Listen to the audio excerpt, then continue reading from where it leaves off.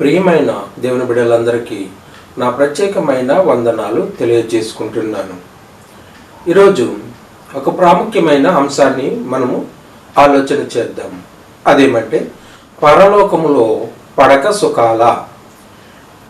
ఈ అంశాన్ని ఆలోచన చేయడానికి గల కారణము, ఈ మధ్య కాలంలో రంజిత్ ఓపిర్ గారికి ఒక ఆయన ఫోన్ చేసి ఆయన యొక్క సందేహాన్ని అడగడం జరిగింది. అదేమంటే ఆది కాండము 6వ అధ్యాయంలో 2వ వచనంలోని ఆ మాటను ఆయన అడిగి, దేవదూతల ద్వారా కలిగిన ఆ సంతానము నెఫీలుగా పిలువబడుతున్నారు. మరి దేవదూతలకి మనుషులకి సంతానం కలుగుతుందా, అది సాధ్యమేనా అని అలాంటి ప్రశ్న ఆయనకు రంజిత్ ఓపీర్ గారికి లేవనెత్తడం జరిగింది. రంజిత్ ఓపీర్ గారు దేవదూతలు మానవులతో కలిసి పిల్లలు కన్నారు, లేదంటే వారి యొక్క సంతానాన్ని ఉత్పత్తి చేశారు అనే విషయాన్ని సుమారు 2 సంవత్సరాల క్రితమే ఆయన వీడియో మాట్లాడడం జరిగింది. ఆయన తరహాలో ఆయన వివరించారు. అది చాలామంది వ్యతిరేకించారు, కొంతమంది అయితే ఆయనకి వ్యతిరేకంగా వీడియోలు కూడా చేశారు. ఇంతకీ రంజిత్ ఓపీర్ గారు ఏమన్నారో ఒకసారి మనము ఆయన మాటల్లోనే విని వాక్య భాగంలోనికి వెళదాము. హలో వందనాలయ్య గారు.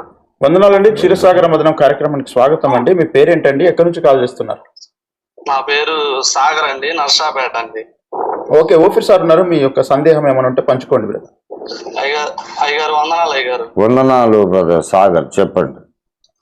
ఆది కాండం 6వ అధ్యాయం 2వ వచనం. అయ్యగారు, దేవుని కుమారులు నరుల కుమార్తెలు చక్కని వారిని చూసి వారితో తమకు మనసుకు నచ్చిన స్త్రీలను వివాహం చేసుకుని వాళ్ళకి పిల్లలు కలిగారు. అయ్యగారు, వాళ్ళు ఒక్కొక్కరు 70 అడుగులు పుట్టారని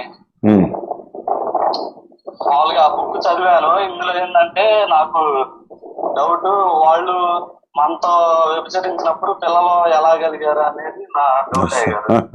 సేమ్ మనుషులు వ్యభిచరించినప్పుడు ఎట్లా పుడతారో అట్లాగే పుట్టారు. వాళ్ళు దేవుని అదే దేవదూతలు అన్నారుగా, అయితే అదే వాళ్ళకి మనలాగే అన్ని అవయవాలు అన్ని ఉంటాయని. అన్ని అవయవాలు ఉంటాయి. అదే గారు, అది ఒక్కటే క్లారిటీ, ఇంకా దాని మీద ఏం లేదు కదా. ఇప్పుడు మాట చెప్పాయి, దేవదూతలు మన్నాను ఆహారంగా తీసుకుంటారని మీకు తెలుసా? తెలుసా? మరి ఎట్లా ఆహారంగా తీసుకుంటారు? ఇశ్రాయేలులేమో దాన్ని రోట్లో వేసి దంచి దాని ద్వారా రొట్టెలు చేసుకొని కాల్చుకొని పెనం మీద కాల్చుకొని తిన్నారని ఉంది. మరి ఆ మన్నాను యుగ యుగాలుగా దేవదూతలు తింటా ఉన్నారు. మరి వాళ్ళకు నోరు పళ్ళు అన్ని లేకుండా ఎట్లా తింటారు? జరక అన్ని అవయవాలు ఉంటాయి, కాళ్ళు చేతులు అన్ని ఉంటాయి, వాళ్ళకి లేకుండా ఉండదు. Okay, prize. ప్రశ్న, ఇప్పుడు భార్యాభర్తలు అనేటువంటి ఆలోచన రేపు పరలోకంలో ఉంటుంది అని చెప్పారు కదా సార్. అయితే భూమి మీద ఉన్నటువంటి అవయవాలన్నీ ఉంటాయి కనుక, అయితే పరలోకంలో మరి వాటికి పని ఏమిటి, ఉంటాయా ఉండయా అని చాలా మంది అడిగారు సార్. పని ఉంటుంది, 100% ఉంటుంది, 100%. చాలా మంది దీనిని అంగీకరించారు, కానీ నాకు సంబంధం లేదు. మొన్న పునరుద్ధాన శరీరములో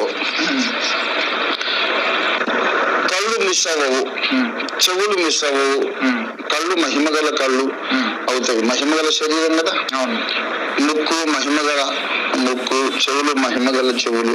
అంటే మామూలు కళ్ళ కంటే ఎక్కువ దూరము ఎక్కువ సంగతులను ఆ కళ్ళు చూడగలుగుతాయి. ఈ చెవుల కంటే ఎక్కువ దూరం ఉన్న ఎక్కువ ధ్వనగలుగుతాయి. అలాగే నాలుక, నోరు. మరి అలాంటప్పుడు ఆ వాయువు ఉపస్థ మాత్రమే నిశ్చయ, అవి లేని శరీరాలుగా ఉంటాయా మహిమ శరీరాలు? అలా అనుకోవడానికి లాజిక్ ఒప్పుకోదు, అవకాశం లేదు. అన్ని అవయవాలు మహిమ శరీరంలో ఉంటే అయితే మహిమగల పాయువు మహిమగల ఉపస్థ ఉండాలి అంతే. అప్పుడు పునరుద్ధాన శరీరంలో అవన్నీ ఉంటాయి, ఇంకా మహిమ కలిగినవిగా ఉంటాయి. అప్పుడు ఉంటవి కానీ పని చేయవు. ఉంటాయి కానీ పని చేయవంటే ఇప్పుడు చెయ్యి ఉంటుంది కానీ పక్షవాయువు వచ్చినట్టు అది ఎలాడబడుతుంటుంది, ఏ పని చేయదంటే మళ్ళీ రంగవైకల్యము, అది మహిమ శరీరం కాదు. అందుచేత అవయవాలు ఉండుట అనేది ఎంత అవసరమో ఉన్న అవయవాలు పని చేయటం కూడా అంత అవసరం. ఓకే, కనుక తప్పకుండా అక్కడ కూడా లైంగిక సంబంధాలు ఉంటాయని నేను నమ్ముతున్నాను. కానీ వివాహం ఉండదు అని యేసు ప్రభు వారు చెప్పారు. దేవదూతలకు పెళ్లిళ్ళు ఉండవు, మరి వాళ్ళు వచ్చి మానవ కన్యకలతో సంభోగించగలిగారు కదా. వాళ్ళకి లైంగిక సామర్థ్యం ఉన్నది, బట్ వెడ్ లాక్ అనే మ్యారేజ్ అనే ఆ బాండ్ అనేది లేదు. కాబట్టి అంత హైట్కి వెళ్ళిపోవాలంటే ముందు వీళ్ళు బైబిల్లోని ప్రతి అక్షరాన్ని ప్రామాణికంగా ఎంచుకుంటేనే నిత్యత్వాన్ని చూడగలుగుతాం. ఏంజల్స్ డు నాట్ మ్యారీ అని యేసు ప్రభు చెప్పాడు, కానీ ఏంజల్స్ ఆర్ సెక్స్లెస్ బీయింగ్స్ అని అనలేదు. ఇప్పుడు దూతలలో స్త్రీలు పురుషుల లాగా ఉన్నారా? ఉన్నారు, తప్పకుండా ఉన్నారు. ఎందుకున్నారంటే నా లాజిక్ నేను చెప్తాను. ఇవి అందమైన స్త్రీ అనాలంటే అందంగా లేనటువంటి కురూపిగా ఉన్న స్త్రీలు కొంతమంది మీరు చూసి ఉన్నారు. దేవదూతలు ఆ కామెంట్ చేశారు, నరుల కుమార్తెలు చక్కని వారని చూసి. దేవుని కుమారుడు వచ్చినప్పుడు నరుల కుమార్తెలు చక్కని వారు అంటే వాళ్ళు ఫెమినిటీని బట్టి ఆకర్షించబడలేదు, చక్కదనానికి ఆకర్షితులైన. ఫెమినిటీ స్త్రీత్వము అనేది వాళ్ళకు కొత్తది కాదు, స్త్రీలలో చక్కదనం అనేది మాత్రమే కొత్తది. మానవ జాతిలో పురుషులు స్త్రీల అందానికి ఆకర్షితులవుతారు. ఒక్క హ్యూమన్ ఈ ప్లానెట్ మీద హ్యూమన్ రేస్ తప్ప మిగతా అన్ని జాతులు అందానికి ప్రతీక మగవాడే గాని ఆడది కాదు. ఈ స్థితి దేవదూతల్లో కూడా ఉన్నది. అక్కడ ఆడవాళ్ళు ఉన్నారు కానీ అందంగా ఉండరు. అందుకే ఇక్కడికి వచ్చి వీళ్ళు ఎంత అందంగా ఉన్నారు ఏంటి అనుకున్నారు అన్నమాట. అందం అనేది ఫ్యాక్టర్, అక్కడ ఆడతనం కాదు, ఆడతనం ఫ్యాక్టర్ కాదు. సో అక్కడ కూడా మేల్ ఫీమేల్ ఉన్నారు. అయితే వాళ్ళు కూడా దేవుని చిత్త ప్రకారమే కలుసుకుంటుంటారు. ఇప్పుడు ఈ ప్రకృతిలోని ప్రాణులన్నిటికీ ఒక ఋతువు దేవుడు నిర్ణయించాడు. ఆ ఋతువు ప్రకారం కలుసుకుంటారు. ఋతువు గది ఏమి లేకుండా కలుసుకునేది మనిషి ఒకడే. విన్నారు కదా రంజిత్ ఓపీర్ గారు ఇచ్చిన వివరణ. ఈయన చెప్పిన సమాధానంలో కొన్ని ప్రశ్నలు నాకైతే తలెత్తుతున్నాయి. అవేమంటే, దేవుని కుమారులు అనగా దేవదూతలు అని చెప్తున్నారు. ఆ దేవదూతలు నరుల కుమార్తెలతో పిల్లలను కన్నారా? ఇది అసలే సాధ్యపడుతుందా? రెండవదిగా, దేవదూతలు నరులతో సంభోగించగలరా? దేవదూతలు అంటే భూమి మీద ఉండే భూ నివాసులు కాదు, వారు పరలోకంలో ఉన్నవారు. వారు భూమి మీదకి వచ్చి నరులతో సంభోగించడము, వారితో పిల్లలు కనడము అది అసలే సాధ్యపడుతుందా? దేవుడు దీనికి ఒప్పుకుంటాడా అనే విషయం ఒకటి. రెండవదిగా, ఇక మూడవదిగా, దేవదూతలు తినే ఆహారము ఇశ్రాయేలీయులు తిన్నారు అని ఈయన చెప్తున్నారు. బైబిల్లో కూడా కొన్ని చోట్ల దేవదూతల తినే ఆహారము ఇశ్రాయేలీయులు తిన్నట్టుగానే, ముఖ్యంగా కీర్తనల గ్రంథంలో ఆ మాటలు మనకు కనబడతాయి. మరి ఇది ఎంతవరకు నిజము? దేవదూతలు ఆహారం తింటారా? వారు తినే ఆహారాన్ని మరి ఇశ్రాయేలీయులు తిన్నారా అనే విషయాన్ని కూడా ఆలోచన చేద్దాము. నాలుగవదిగా, పునరుద్ధాన శరీరంలో అన్ని అవయవాలు ఉంటాయి కాబట్టి లైంగిక కోరిక, వాంఛ పరలోకంలో ఉండే అవకాశం ఎంతవరకు ఉంది? ఇక ఐదవదిగా, దేవదూతలలో ఆడ మగ భేదాలు ఉంటాయా? దేవదూతలలో ఆడ దేవదూతలని మగ దేవదూతలని ఉంటాయి అని రంజిత్ ఓపీర్ గారు చెప్పారు. అలా భేదాలు ఉంటాయా? ఇక ఆరవదిగా, దేవదూతలలో కూడా ఋతువుల ప్రకారము లైంగిక కలయిక ఉంటుందా? దేవదూతలు ఆడ దేవదూతలు మగ దేవదూతలు కలిసి ఒక ఋతువు ఉంటుంది, ఆ ఋతువు ప్రకారంగా లైంగిక కలయిక ఉంటుందని రంజిత్ ఓపీర్ గారు చెప్పారు. అంత మాత్రమే కాకుండా మనం పరలోకం నుంచి ఇక్కడ మనము భూమి మీద నుంచి పరలోకం వెళ్ళిన తర్వాత అక్కడ కూడా ఋతువు ప్రకారమే లైంగిక కలయిక ఉంటుంది. దేవుని సమక్షంలోనే దేవుని చిత్తానుసారంగానే ఒక లైంగిక కలయిక ఉంటుంది అని ఆయన చెప్పుకొచ్చారు. ఈ ప్రశ్నలన్నింటినీ జాగ్రత్తగా ఆలోచన చేద్దాము. ముఖ్యంగా ఈ వీడియోని వీక్షిస్తున్న దేవుని బిడ్డలందరికీ నా ప్రత్యేకమైన మనవి ఏమిటంటే, ముందుగా వీడియోని లైక్ చేయండి, అలాగే మీ మిత్రులకి, మీ ఫ్రెండ్స్కి, శ్రేయోభిలాషులకి షేర్ చేయండి. ఇక మనము వాక్య భాగంలోనికి వెళ్ళిపోదాం. మొదటిగా ఆదికాండము 6వ అధ్యాయము మొదటి వచనము ఆలోచన చేసినట్లయితే, ఆదికాండము 6వ అధ్యాయము మొదటి వచనం నుంచి చూద్దాము. నరులు భూమి మీద విస్తరింపను ఆరంభించిన తర్వాత కుమార్తెలు వారికి పుట్టినప్పుడు దేవుని కుమారులు నరుల కుమార్తెలు చక్కని వారిని చూచి వారందరిలో తమకు మనసు వచ్చిన స్త్రీలను వివాహము చేసుకునిది. ఇక్కడ దేవుని కుమారులు నరుల కుమార్తెలలో చక్కని వారిని చూసి వారందరూ కూడా తమకు మనసు వచ్చిన స్త్రీలను వివాహం చేసుకున్నారట, పెళ్లి చేసుకున్నారు. ఇంతకీ దేవుని కుమారులు అంటే ఎవరు అని మనం ఆలోచన చేసినప్పుడు యోబు గ్రంథంలో 2 చోట్ల మనకి కనబడుతుంది. యోబు గ్రంథము 1వ అధ్యాయంలో మనకి దేవదూతలు అని ఉన్న చోట ఫుట్నోట్లో దేవుని కుమారులు అనే మాటను మనం చూస్తాము. ఈ విషయాన్ని వీరు చాలా మంది అపార్థం చేసుకుని దేవుని కుమారులు అంటే ఎవరో కాదు, దేవదూతలు. దేవదూతలు భూమి మీదకి వచ్చి నరుల కుమార్తెలతో వారు పోయి వారితో సంతానం కలగజేసుకున్నారు, లేదంటే వారితో పిల్లల్ని కన్నారు అనే భావంలో చాలా మంది ఉన్నారు. ఇక 6వ అధ్యాయం ఆదికాండం 6వ అధ్యాయం 3వ వచనం, అప్పుడు యెహోవా, నా ఆత్మ నరులతో ఎల్లప్పుడూ వాదించదు, వారు తమ అక్రమ విషయంలో నరమాత్రులై ఉన్నారు, అయినను వారి దినములు 120 ఏండ్లగును. ఇక్కడ దేవుడు చెప్తున్నాడు, నా ఆత్మ నరులతో ఎల్లప్పుడూ వాదించదు. ఇక్కడ వివాహం చేసుకున్నది ఎవరు? వీరు అనుకున్నట్టుగా మనం దేవదూతలు అని అనుకుంటే, నా ఆత్మ నరులతో ఎల్లప్పుడూ వాదించదు. వివాహం చేసుకున్నది ఎవరు? దేవదూతలైతే దేవుడు ఏమని చెప్పాలి? నా ఆత్మ దేవదూతలతో ఎల్లప్పుడూ వాదించదు అని చెప్పాలి. కానీ దేవుడు అలా రాయలేదే, అలా చెప్పలేదే. నా ఆత్మ నరులతో ఎల్లప్పుడూ వాదించదు అంటే దేవుని కుమారులు అంటే దేవుని దృష్టిలో ఎవరు? దేవదూతలని కాదు, దేవుని కుమారులు అంటే ఆదాము దేవునికి కుమారుడు. అలాగే మనమందరము దేవునికి కుమారులము. యేసుక్రీస్తు దేవునికి కుమారుడు. దేవదూతల్ని దేవుడు ఎప్పుడు నా కుమారులని కానీ నా పిల్లలని కానీ ఎక్కడా కూడా ఆయన చెప్పలేదు. దేవదూతల కొరకు ఆయన ప్రత్యేకమైన వివరణ ఇచ్చాడు. దేవదూతల కొరకు దేవుడు ప్రత్యేకమైన వివరణ ఇచ్చాడు. ఆదికాండం 6వ అధ్యాయం 3వ వచనంలో, అప్పుడు యెహోవా, నా ఆత్మ నరులతో ఎల్లప్పుడూ వాదించదు, వారు తమ అక్రమ విషయంలో నరమాత్రులై ఉన్నారు. నరులు నరమాత్రులై ఉన్నారు. ఏ విషయంలో? తమ అక్రమ విషయంలో. సక్రమంగా లేరు వీళ్ళు, క్రమంలో లేరు వీళ్ళు, అక్రమ విషయంలో నరమాత్రులై ఉన్నారు. అయినను వారి దినములు 120 ఏండ్లగును. ఇక ఆదికాండము 6వ అధ్యాయం 4వ వచనము, ఆ దినములలో నెఫీలను వారు భూమి మీద ఉండిరి, తర్వాతను ఉండిరి. ఇక్కడ నెఫీల్ అనే ఒక సంతతి కోసం చెప్తున్నాడు. ఆ దినాల్లో ఉన్నారు. ఆ దినాల్లో నెఫీల్ అనే వారు భూమి మీద ఉండిరి అని చెప్తున్నాడు. తర్వాత కూడా ఉన్నారట. ఎప్పుడు? జలప్రళయం తర్వాత కూడా ఇలాంటి ఆజానబావులు, ఉన్నత దేహులు, పెద్ద పెద్ద శరీరం కలిగిన వారు, చాలా హైట్ అయిన వారు, ఎత్తైన వారు, ఎత్తరులు భూమి మీద ఉన్నారు. ఆ కాలంలోనే ఉన్నారు, జలప్రళయానికి ముందు ఉన్నారు, జలప్రళయం తర్వాత కూడా వీరు ఉన్నట్టుగా మనకి బైబిల్లో చాలా చోట్ల కనబడుతుంది. ఆ దినములలో నెఫీలను వారు భూమి మీద ఉండిరి, తర్వాతను ఉండిరి.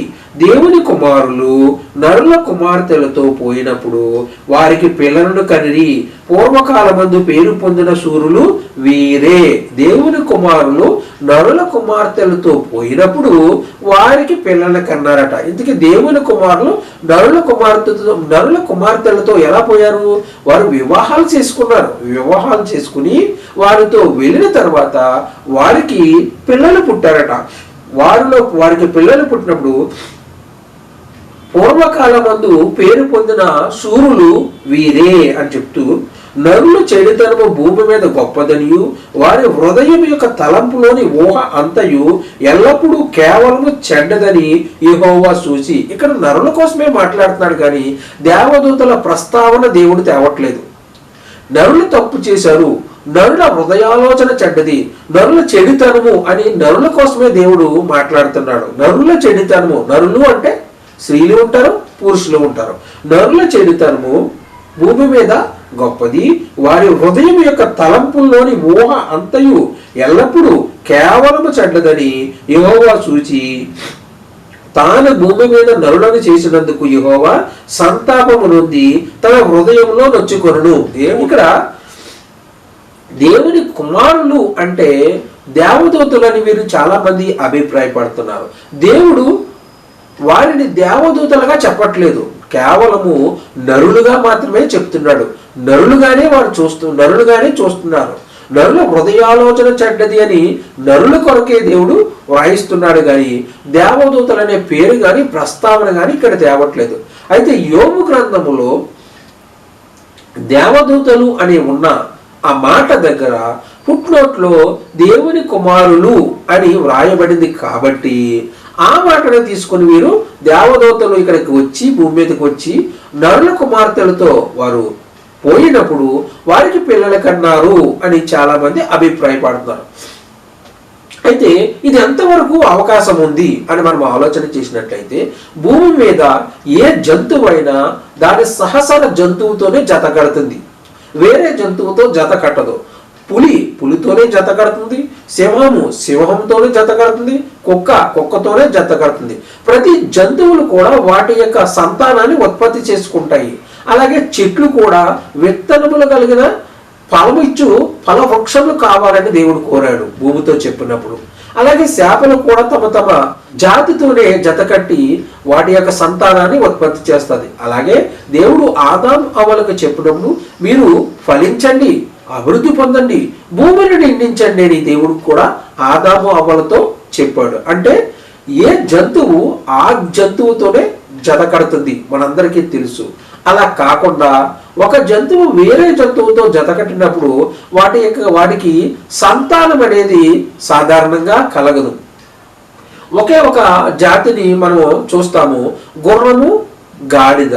గుర్రానికి గాడిదకి మానవులు ఈ రెండు జాతుల్ని కలిపినప్పుడు కంచెర గాడిద పుట్టింది. కానీ ఆ కంచెర గాడిదకి వేరే సంతానం ఉత్పత్తి కలగజేసే అవకాశం లేదు. భూమి మీద కంచెర గాడిద ద్వారా గుర్రానికి గాడిదకి పుట్టిన కంచెర గాడిద ద్వారా ఇంకొక వాటి యొక్క సంతానాన్ని ఉత్పత్తి అవి చేసుకోలేవు.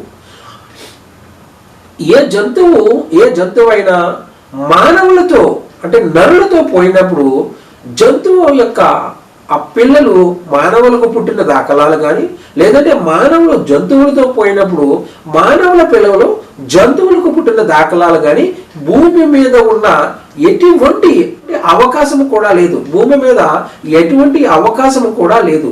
ఏ జంతువు అయినా మానవులతో జత కడితే ఆ జంతువు తాలూకా పిల్లలు పుట్టరు, లేదంటే మానవుల తాలూకా పిల్లలు కూడా పుట్టరు.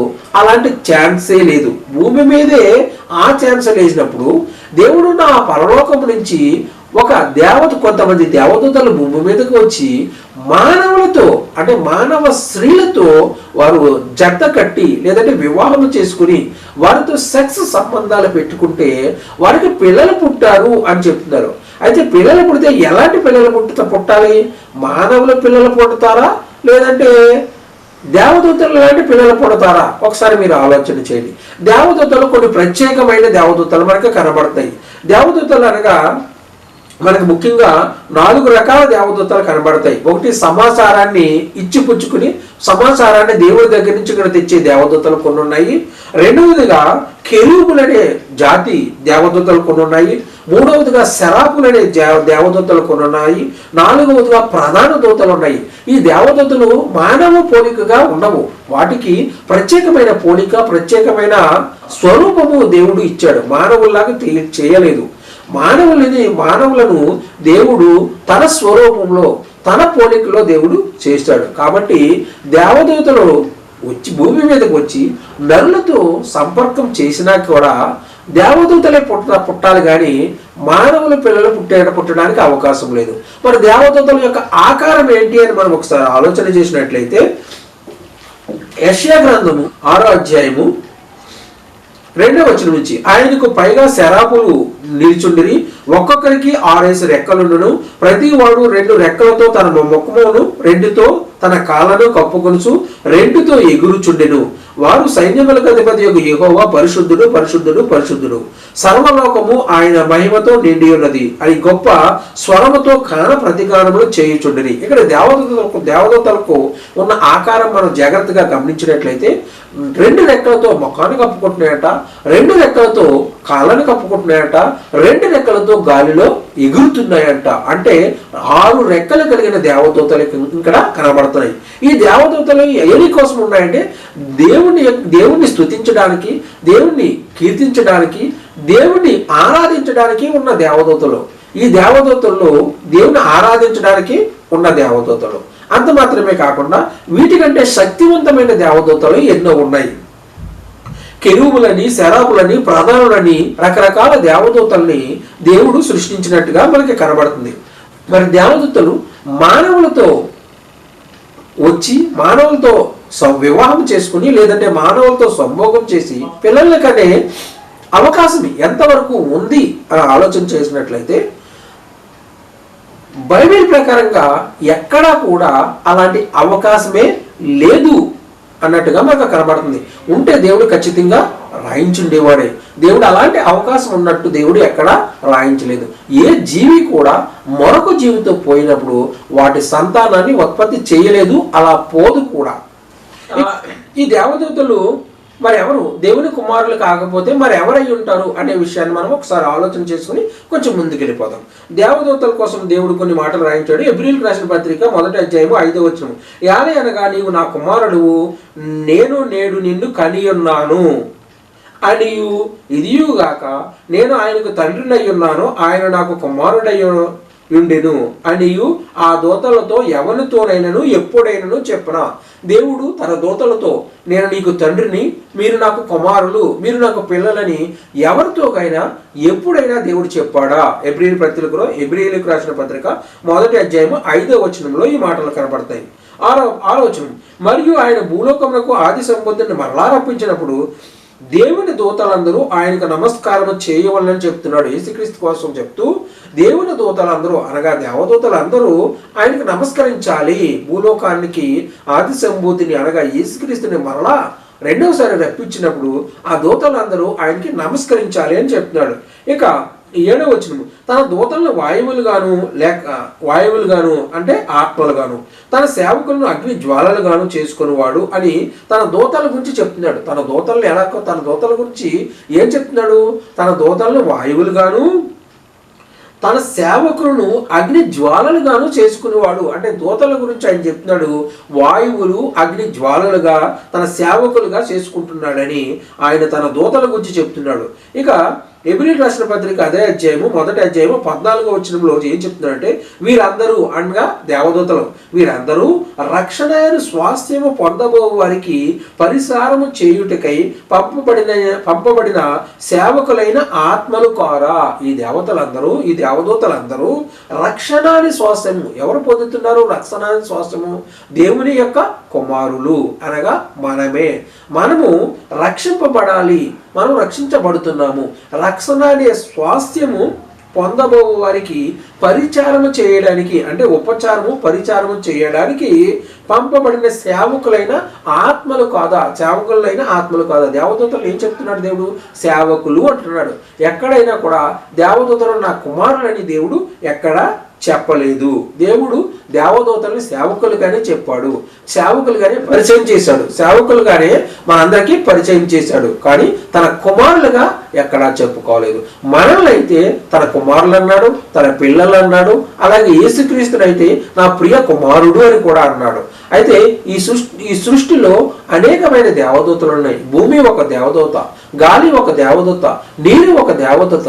ఇవన్నీ దేవదూతల ఈ పంచ భూతాలు కూడా దేవదూతల సమూహము అని మనకు అర్థమవుతుంది. బైబిల్లో ఖచ్చితంగా ఉంది. ఇక దేవదూతలు తినే ఆహారము ఇశ్రాయేలీయులు తిన్నారా? ఈ విషయాన్ని కూడా ఆలోచన చేద్దాం. ఎందుకంటే రంజిత్ ఓపీర్ గారు దేవదూతలు మరి మన్నాను తిన్నారు, మన్నాను ఇశ్రాయేలు కూడా తిన్నారు, మన్నాన్ని వారు దంచుకుని రొట్టెలు చేసుకుని తిన్నారు. దేవదూతలకి కూడా పండ్లు ఉంటాయి, వారు కూడా ఎలా తిన్నారు? వారికి కూడా నోరు ఉంటుంది, పళ్ళు ఉంటాయి. కాబట్టి వారికి కూడా అన్ని అవయవాలు ఉన్నాయి. వారు కూడా పరలోకంలో భోజనాలు చేశారు, ఆహారం తిన్నారు అని చెప్తున్నారు. పరలోకంలో పరిస్థితి దేవుడు చాలా తక్కువ విషయాలే రాయించాడు. అయితే దేవదూతలు తినే ఆహారము ఇశ్రాయేలీలు తిన్నారా అనే విషయాన్ని మనం ఆలోచన చేసినట్లయితే మొదటగా ఈ మాట మనకి నిర్గమకాండము 16:31 ఆలోచన చేద్దాం. ఇశ్రాయేలీలు దానికి మన్నాను పేరు పెట్టింది. అది తెల్లని కొత్తిమీర గింజల వలె ఉండెను. దాని రుచి తేనెతో కలిపిన అపూపము వలె ఉండెను. మన్నా పైనుంచి దేవుడు మన్నాను కురిపించాడు. మన్నాని కురిపించిన తర్వాత వారికి మొదటిసారిగా దాన్ని చూశారు. దానికి వీరేం పేరు పెట్టారంటే మన్నా అని పేరు పెట్టారట. పైనుంచి కొంత పదార్థం లాంటిది భూమి మీదకి పడింది. దానికి వీరు పెట్టిన పేరు మన్నా. మన్నా అంటే తెలుగులో ఇది ఏమి అని అర్థం. వాళ్ళు హిబ్రూలో మన్నా అని పేరు పెట్టారు. మన్నా అనగానే దాని అర్థం ఏంటంటే ఇది ఏమి అని అర్థం. అంటే వాళ్ళకి అర్థం కాలేదు. పైనుంచి ఒక పదార్థం లాంటిది పడింది, ఇది ఏంటో వాళ్ళకి అర్థం కాలేదు కాబట్టి ఇది ఏమి అనే ఒక పేరు పెట్టారు. అది ఎలా కనబడుతుందంటే తెల్లని కొత్తిమీర గింజల వలె ఉండెను. దాని రుచి చూస్తే తేనెతో కలిపిన అపూపము వలె ఉండెను. చూడడానికి తెల్లగా కొత్తిమీర గింజల్లా ఉన్నది. దాన్ని తింటే ఆ రుచి అయితే తేనెతో కలిపిన అపూపము వలె ఉండెను. కీర్తన గ్రంథము 78:23 మనం జాగ్రత్తగా ఆలోచన చేయండి. అయినను ఆయన పైనున్న ఆకాశములకు ఆజ్ఞాపించెను, అంతరిక్ష ద్వారములను తెరిచెను. దేవుడు ఈ మన్నాను గురించి మాట్లాడుతూ అయినను ఆయన పైనున్న ఆకాశములకు ఆజ్ఞాపించాడట, అంతరిక్ష ద్వారములు తెరిచాడట. అంతరిక్షం అంటే పరలోకం అని అనుకోకండి. అంతరిక్షము మనకి చాలా మంది అంతరిక్ష నౌకలు పంపిస్తారు. అంటే మన భూగ్రహం యొక్క కక్షను దాటి వేరే గ్రహ కక్షలోనికి వెళ్ళినప్పుడు దానిని మనం ఏమంటాము, అంతరిక్షంలోకి వెళ్ళాము, లేదంటే అంతరిక్ష కక్షలోనికి వెళ్ళాము అంటాము. అలాగే పైనున్న ఆకాశములకు ఆజ్ఞాపించను. ఆకాశం అనగానే మనకి పరలోకమైన మాత్రం అనుకోకండి. పైన ఆకాశ మహాకాశాలు ఎన్నో ఆకాశాలు ఉన్నాయి. పైన ఆకాశములకు ఆజ్ఞాపించాడట దేవుడు. అంతరిక్ష ద్వారము తెరిచను. ఆహారంకై ఆయన వారి మీద మన్నాను కురిపించను. వారు తినడానికి వారికి ఆహారం లేదని గొడవ చేస్తున్నప్పుడు ఆహారము కొరకు ఆయన దేవుడు మన్నాని కురిపించను. ఆకాశ ధాన్యములు వారికి అనుగ్రహించెను. ఏ ధాన్యాలు? పరలోక ధాన్యాలు అని ఇక్కడ అనట్లేదు. ఆకాశ ధాన్యాలు ఆకాశం నుంచి వచ్చాయి కాబట్టి ఆకాశ ధాన్యములను వారికి అనుగ్రహించెను. ఎవరికి? ఇశ్రాయేలీయులకి. దేవదూతల ఆహారము నరులు భుజించి భోజన పదార్థములను ఆయన వారికి సమృద్ధిగా పంపెను. ఇక్కడ వచ్చింది ప్రాబ్లం. దేవదూతల ఆహారము, దేవదూతలు అనగానే పరలోకంలో ఉన్న దేవదూతలు అని మనం 100% ఫిక్స్ అవ్వడానికి లేదు. ఎందుకంటే బైబిల్ ట్రాన్స్లేట్ చేసినప్పుడు వారికి ఉన్న భాషా పరిజ్ఞానం చెప్పున వీలైనంతలో మనకి అర్థం అవ్వడానికి వారు ఉపయోగించిన భాష. దేవదూతలు భుజించే ఆహారం అంటే పైన వారు ఇంకెవరుంటారు, మానవులైతే లేరని వారు ఏమన్నారంటే దేవదూతల ఆహారము నరులు భుజించిరి అని ఇక్కడ ట్రాన్స్లేషన్ చేశారు. అయితే దేవదూతలు అన్నాన్ని భుజిస్తారో, లేదంటే వారు రొట్టెలు చేసుకుంటారో, లేదంటే వారు కాల్చుకుంటారో, అక్కడ వారు పంటలు పండిస్తారో, ఇలాంటి విషయాలు మనకి బైబిల్లో ఎక్కడా కూడా ప్రస్తావన చేయలేదు. బైబిల్లో పరలోకంలో ఉన్నవారు భోజనం చేస్తారని కానీ, లేదంటే తింటారని కానీ, త్రాగుతారని కానీ, లేదంటే వారికి ఆకలి ఉంటుందనే ఇలాంటి విషయాలు మనకి బైబిల్లో ఎక్కడ రాయించడం జరగలేదు. దేవదూతలు తినే ఆహారాన్ని వీరు భుజించారని ఇక్కడ రాయడం జరిగింది. కొన్ని విషయాలు పాత నిబంధన గ్రంథంలో అసంపూర్ణంగా ఉన్నాయి. దీనికోసం మనకి కొత్త నిబంధన గ్రంథంలోకి వచ్చేసరికి కొంత వివరణ మనకి దొరుకుతుంది. చూద్దాం. ఏ ఆహారం భుజించారట? దేవదూతలు తినే ఆహారాన్ని భుజించినట్టుగానే ఇక్కడ రాయబడింది. ఇది ఎలా వచ్చింది వీరికి? ఇదే కీర్తన గ్రంథం 78వ కీర్తనలోనే 26వ వచనంలో ఆకాశమందు తూర్పు గాలి ఆయన విసరజేసును, తన బలము చేత దక్షిణపు గాలిని రప్పించాడు. ఎలా పంపించాడట?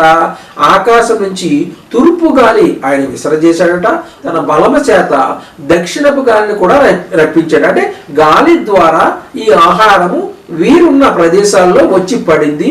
దాన్ని వారు శుభ్రం చేసుకుని విసురుకుని పిండి చేసి రొట్టెలు చేసుకుని తిన్నారు. తర్వాత ఇదే ఇదే అధ్యాయం 27 వచనము, 78 అధ్యాయం 27 వచనము కీర్తనలు, ధూళి అంత విస్తారముగా మాంసమును, సముద్రపు ఇసుక రేణువులంత విస్తారముగా రెక్కలు గల పెట్టెలను ఆయన వారి మీద కురిపించను. ఈ వచనం కూడా మనం జాగ్రత్తగా ఆలోచన చేసినట్లయితే, వారు మాంసం లేదు అని గొడవ చేసినప్పుడు ధూళి అంత విస్తారముగా వారి మీద ఏం కురిపించాడట? మాంసాన్ని కురిపించాడట. సముద్రపు ఇసుక రేణువులంత విస్తారముగా రెక్కల గల పెట్టెలను ఆయన వారి మీద కురిపించను. రెక్కల గల పెట్టెలనగా పూరడి పెట్టెలని మనకి కొన్ని సందర్భాల్లో కనబడుతుంది. అంటే మాంసాన్ని, పెట్టెలను వారి మీద కురిపించాడు. ఎలా కురిపించాడంటే ధూళి అంత విస్తారంగా. అయితే పైన మనం చూసినప్పుడు మన్నా ఎక్కడి నుంచి వచ్చింది? గాలి చేత, దక్షిణపు గాలి చేత, తూర్పు గాలి చేత ఆయన మన్నాను వారి మీద కురిపించను అని మనకి రాయించబడింది. ఆకాశమందు తూర్పు గాలి ఆయన విసర్జించును, తన బలము చేత దక్షిణపు గాలిని రప్పించెను. ధూళి అంత విస్తారంగా మాంసము, సముద్రపు ఇసుక రేణువులంత విస్తారముగా రెక్కలు గల పెట్టెలను. అంటే గాలి చేత వీరికి మాంసాన్ని రప్పించాడు. అలాగే గాలి చేతే వీరికి మన్నాను కూడా దేవుడు పంపించాడు. గాలి చేత పెట్టెలు రప్పించినప్పుడు, పూరేడు పెట్టెలు రప్పించినప్పుడు ఈ పెట్టెలు ఎక్కడి నుంచి వచ్చాయి? భూలోకంలోంచి వచ్చాయా, లేదంటే పరలోకం నుంచి ఏమన్నా కిందకి దింపాడా? ఒకసారి ఆలోచన చేయండి. పరలోకం నుంచి ఈ పెట్టెలు వచ్చినట్టుగా మనకి బైబిల్లో ఎక్కడా కూడా ఎటువంటి ఆధారం లేదు. భూలోకంలోనే ఒక ప్రదేశంలో నుంచి మరొక ప్రదేశానికి గాలి ద్వారా వాటిని తీసుకొచ్చి వీరున్న ప్రదేశంలో ఆ పెట్టెలను దేవుడు అక్కడ పడేస్తున్నట్టుగా మనకు అర్థమవుతుంది. అదేవిధంగా ఆ మన్నా కూడా ఒక ప్రదేశంలో పండే పంటను తీసుకొచ్చి వీరున్న ప్రదేశంలో దేవుడు గాలి ద్వారా వేసే అవకాశము ఎందుకు లేదు? ఒకసారి ఆలోచన చేయండి. ఆకాశం నుంచి, పరలోకం నుంచే ఆయన ఆహారం తీసుకురావాలా? ఇశ్రాయేలుకు భోజనం పెట్టాలంటే పరలోకం నుంచే ఆహారం తీసుకురావాలా? ఇంత భూమి మీద ఇంత విస్తారమైన నేల ఉన్నది కదా, భూమి మీద పడే పంటను ఆయన దేవుడు ముందుగా సమకూర్చి వీరికి అందించే అవకాశం ఉన్నదా లేదా? ఒకసారి ఆలోచన చేయండి. ఇక 28 అధ్యాయము, వారి దండు మధ్యను వారి నివాస స్థలముల చుట్టూను ఆయన వాటిని వాల చేసెను. పక్షులు వారు ఎక్కడైతే ఉన్నారో వారి యొక్క నివాస స్థలములో పక్షుల్ని వేశాడు. అలాగే మన్నాను కూడా వారి యొక్క నివాస స్థలంలో దేవుడు మన్నాను కూడా వారికి ఆహారంగా అక్కడ పడేటట్టుగా దేవుడు చేశాడు. ఇక ఈ మన్నాల కోసము కొత్త నిబంధనలోకి వచ్చేస్తే మనకి చక్కని వివరణ మనకు కనబడుతుంది. యోహాను సువార్త 6వ అధ్యాయము 31వ వచనం చూద్దాం. యోహాను సువార్త 6వ అధ్యాయం 31వ వచనం, భుజించుటకు పరలోకము నుండి ఆయన ఆహారము వారికి అనుగ్రహించును అని వ్రాయబడినట్టు మన పితరులు అరణ్యంలో మన్నాను భుజించురని ఆయనతో చెప్పిరి. ఇక్కడ మన పితరులు ఉన్నారు కదా, వారు అరణ్యంలో మన్నాను భుజించారు, పరలోకం నుంచి వచ్చిన ఆహారాన్ని వారు భుజించారు అని యేసుక్రీస్తు వారితో చెప్పినప్పుడు యేసుక్రీస్తు వారు ఏమంటున్నారంటే 32 యోహాను సువార్త, కాబట్టి యేసు పరలోకము నుండి వచ్చు ఆహారము మోషే మీకు ఇయ్యలేదు, నా తండ్రి పరలోకము నుండి వచ్చి నిజమైన ఆహారము మీకు అనుగ్రహించుచున్నాడు. అనుగ్రహించాడు అనట్లేదు, అనుగ్రహించుచున్నాడు, ఇంకా ఇస్తాడు, అనుగ్రహించుచున్నాడు. పరలోకము నుండి వచ్చు ఆహారము మోషే మీకు ఇయ్యలేదు. మీరు మోషే ఇచ్చాడు, మా తండ్రి మా పితరులు తిన్నారు, మోషే ప్రార్థన చేస్తే పరలోకం నుంచి మన్నా వచ్చింది అని మీరు చెప్తున్నారు కదా, దేవుడు పంపించాడని మీరు చెప్తున్నారు కదా.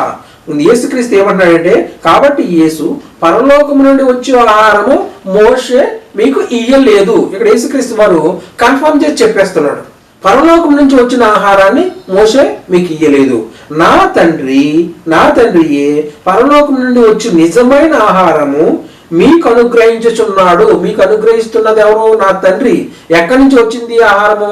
పరలోకం నుంచి వచ్చింది ఈ ఆహారం అని చెప్తున్నాడు. ఇంతకీ ఏంటి ఆహారం అని ఆలోచన చేసినట్టయితే 6:32, కాబట్టి యేసు పరలోకం నుండి వచ్చు ఆహారము మోసే మీకు ఇయ్యలేదు, నా తండ్రియే పరలోకం నుండి వచ్చి నిజమైన ఆహారము మీకు అనుగ్రహించుచున్నాడు.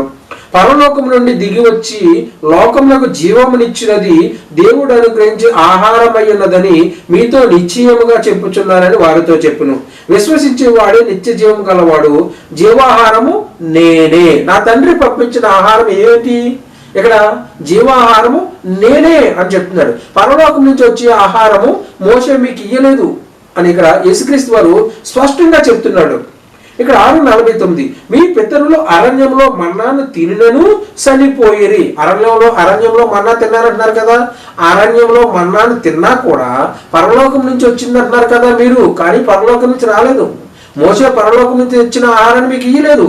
మీ పితరులు అరణ్యంలో మన్నాను తిన్నారు, కానీ తిన్నా కూడా అది చనిపోయారు అని చెప్తున్నాడు. చనిపోయి దీనిని తినివాడు సావకుండానట్లు పరలోకము నుండి దిగి వచ్చిన ఆహారము ఇదే అని చెప్తున్నాడు. ఏది? ఆయన శరీరము. ఆయన శరీరాన్ని చూపిస్తూ పరలోకము నుంచి దిగి వచ్చిన ఆహారం ఇదే అంటే ఆయన శరీరమే పరలోకాన్ని నుంచి దిగి వచ్చింది. ఈ ఆహారాన్ని నా తండ్రి ఇచ్చాడు. పరలోకం నుంచి మోసే మీ కొరకు మన్నాను దించలేదు, మన్నాను కురిపించలేదు అని ఇక్కడ యేసుక్రీస్తు వారు స్పష్టంగా చెప్తున్నాడు. అంటే ఈ మన్నా అనేది ఎక్కడి నుంచి వచ్చి ఉండాలి? పరలోకం నుంచి రాకపోతే అంటే భూలోకం నుంచే, భూలోకంలో ఒక ప్రదేశం నుంచి మరొక ప్రదేశానికి దేవుని యొక్క గాలి, ఈ దేవుడు గాలిని విచరణ చేయడం ద్వారా ఉరుడి పెట్టెలు ఎలా పడినాయో, రెక్కల గల ఆ పెట్టెలు ఎలా వచ్చి వీరున్న ప్రదేశంలో పడినాయో, అలాగే వీరున్న చోట ఆ మన్నా అనేది పడినట్టుగా మనకి అర్థమవుతుంది ఇక్కడ. ఇక 50వ వచనం దీనిని తినవాడు సావకున్నట్టు పరలోకం నుండి దిగి వచ్చిన ఆహారము ఇదే. ఖచ్చితంగా చెప్తున్నాడు, ఆయన శరీరాన్ని గురించి చెప్తున్నాడు. పరలోకం నుండి దిగి వచ్చిన ఆ జీవాహారము నేనే. ఎవడైనను ఈ ఆహారం భుజించితే వాడు ఎల్లప్పుడూ జీవించును. మరియు నేను ఇచ్చు ఆహారం లోకమునకు జీవం కొరకైన నా శరీరమని మీతో నిశ్చయముగా చెబుతున్నాను. యేసుక్రీస్తు వారు తన శరీరం కోసం చెప్తున్నాడు. పరలోకం నుంచి వచ్చిన జీవాహారము నేనే అని చెప్తున్నాడు. అంతేగాని మన్నా పరలోకం నుంచి వచ్చింది కాదు, పరలోకం నుంచి వచ్చే ఆహారం మోసే మీకు ఇవ్వలేదు అని ఖచ్చితంగా చెప్తున్నాడు. మరి పాత నిబంధనలో అలా ఎందుకు ఉంది అంటే, పాత నిబంధనలో ట్రాన్స్లేట్ చేసినప్పుడు రాసినప్పుడు కొన్ని పదాలు వారికి సరిగా దొరకక వీలైనంతగా మనకు అర్థమయ్యేటట్టుగా ట్రాన్స్లేట్ చేయడానికి ప్రయత్నం చేశారు. వారు తప్పేమీ లేదు. కానీ కొత్త నిబంధనలోకి వచ్చిన తర్వాత మనకు సంపూర్ణ వివరణ ఉంది కదా. ఇక్కడ యేసుక్రీస్తు వారు చెప్తున్నాడు చాలా విషయాలు. పాత నిబంధన గ్రంథంలో దేవుడు మాట్లాడినట్టు, దేవుడి స్వరము విన్నట్టు, దేవుడిని చూసినట్టు ఉంటది. కానీ కొత్త నిబంధనలోకి వచ్చినప్పటికీ ఇదే యోహాను సువార్తలో దేవుడు యేసుక్రీస్తు వారు ఏం చెప్తున్నాడంటే, నా తండ్రి స్వరము ఎవరు వినలేదు, ఆయన స్వరూపాన్ని కూడా చూడలేదు అని చెప్తున్నారు. ఇక యోహాను సువార్త 6:57 జీవము గల తండ్రి నన్ను పంపెను గనుక నేను తండ్రి మూలంగా జీవించుచున్నట్టే నన్ను తినివాడు నా మూలంగా జీవించును. ఇదే పరలోకం నుండి దిగి వచ్చిన ఆహారం. ఏది పరలోకం నుంచి వచ్చింది? మన్నా కాదు. మన్నా పరలోకం నుంచి రాలేదు. దేవుడు ఏం చెప్తున్నాడంటే ఇదే పరలోకం నుంచి వచ్చిన ఆహారం అంటే నా శరీరమే అని చెప్తున్నాడు. ఇది కూడా అని అనట్లేదు అక్కడ, ఇదే అంటున్నాడు అక్కడ. ఇదే పరలోకం నుండి దిగి వచ్చిన ఆహారము. పితరులు మన్నాను తినియు చనిపోయినట్టు కాదు. పితరులు మన్నాను తినియు చనిపోయినట్టు కాదు. దేవుడు కూడా యేసుక్రీస్తు వారు కూడా మన్నా పరలోకం నుంచి వచ్చిందని ఎక్కడా కూడా కన్ఫర్మ్ చేయట్లేదు. పైగా మోసే పరలోకం నుంచి వచ్చిన ఆహారము మీకు ఇయ్యలేదు అని కూడా చెప్తున్నాడు. పితరులు మన్నాను తినియు సరిపోయినట్టు కాదు, ఈ ఆహారము తినివాడు ఎల్లప్పుడూ జీవించునని నిశ్చయముగా మీతో చెప్పుచున్నాను. ఈ ఆహారము తినివాడు ఎల్లప్పుడూ జీవిస్తాడు. పరలోకం నుంచి దిగి వచ్చిన ఆహారం ఇదే, నా శరీరమే. నా శరీరమను ఈ ఆహారం తినేవాడు ఎల్లప్పుడూ జీవిస్తాడు. నా శరీరాన్ని కానీ నా రక్తాన్ని కానీ తీసుకుంటే వాడు ఎల్లప్పుడూ కూడా జీవిస్తాడు, చనిపోడు, వాడు మరణించడని దేవుడు రెండవ మరణం కోసం ఈ మాటలో చెబుతున్నాడు. అంటే పరలోకం నుంచి మన్నా రాలేదా అంటే ఇక్కడ మనకు అర్థమవుతుంది ఖచ్చితంగా మన్నా అనేది పరలోకం నుంచి రాలేదు అని మనకు అర్థమవుతుంది. ఇంకా 4వ ప్రశ్నగా పునరుద్ధాన శరీరంలో అన్ని అవయవాలు ఉంటాయి కాబట్టి లైంగిక వాంఛ కోరికలు ఉండే అవకాశం ఉందా? ఈ విషయాల కోసం ఆలోచన చేద్దాం. పునరుద్ధానంలో అన్ని అవయవాలు ఉంటాయి కాబట్టి లైంగిక వాంఛ, లైంగిక కోరిక తీర్చుకునే అవకాశం ఉందా? ఈ భూప్రపంచం మీద చాలా మంది తమకు ఇవ్వబడిన అవయవాలను వినియోగించుకోవట్లేదు. ఉదాహరణకి రోమన్ క్యాథలిక్ సంఘాల్లో చూసినట్లయితే ఎంతో మంది స్త్రీలు వారు పెళ్లి చేసుకోరు, వివాహం చేసుకోరు. అలాగే పురుషులు కూడా కొంతమంది వివాహం చేసుకోరు. వారు పిల్లల్ని కనడానికి ఇష్టపడరు. వారి యొక్క శరీర ధర్మాన్ని వారు పాటించడానికి ఇష్టపడరు. తమ శరీరంలో అవయవాలు ఉన్నప్పటికీ కూడా ఆ అవయవాన్ని వారు ఉపయోగించుకోరు. అలాగే యేసుక్రీస్తు వారు కూడా భూమి మీద బ్రతికిన 33.5 సంవత్సరాల్లో కూడా దేవుడికి ఇవ్వబడిన ఆ కొన్ని అవయవాలను ఆయన ఉపయోగించుకోలేదు, వివాహం చేసుకోలేదు, పిల్లల్ని కూడా కనలేదు. అలాగే అపోస్తలుడైన పౌలు గారు కూడా ఆయన జీవిత కాలము ఆయన ముసలివాడైపోయేంత వరకు కూడా ఆయన ఎటువంటి వివాహము చేసుకోలేదు, ఆయనకి ఇవ్వబడిన అవయవాలను కూడా ఆయన ఉపయోగించుకోలేదు.